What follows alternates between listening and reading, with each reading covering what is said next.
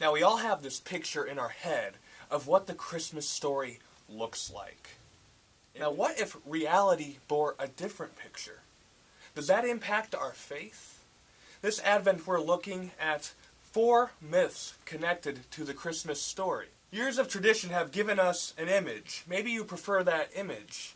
But maybe the truth can help you and me see Christ in a completely new way this Christmas season. Myth number 1, no room in the inn. In the Gospel of Luke, we get the most detail about the Christmas story than any of the other Gospels. And you probably recognize this famous passage. And she gave birth to her firstborn son, and wrapped him in swaddling clothes, and laid him in a manger, because there was no room in the inn. No room in the inn? What inn? The image in our head is often this picture of a stone hotel.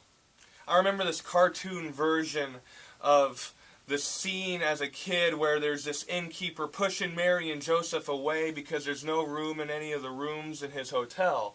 And they had to go find someplace else, and they ended up in a stable. But did it really happen this way? Was there really an innkeeper? If there was, this guy would be a total schmuck. But was there an innkeeper? Was there an inn? Probably not. See, the Bible was originally written in the Greek language, and the Greek word there that's translated as inn is kataluma. And literally that word just means upper room. It's the same word Jesus actually uses when the room where they have the Lord's Supper is described. They had that dinner in the upper room. So what is being communicated? Since there's a lot of guests in town because of the census, there was no room for Mary and Joseph in the upper room. So they slept in the lower room where the people would often store their food, and yes, their animals, and that's where a manger would be. So fine, no innkeeper, no inn. Why does it matter? Only so far as it means that Jesus was born in an utterly ordinary way. That's the point. When God became flesh, his birth did not stand out. It happened in a dirty lower room in a normal first century Bethlehem home, just like anyone else who would have been born in Bethlehem.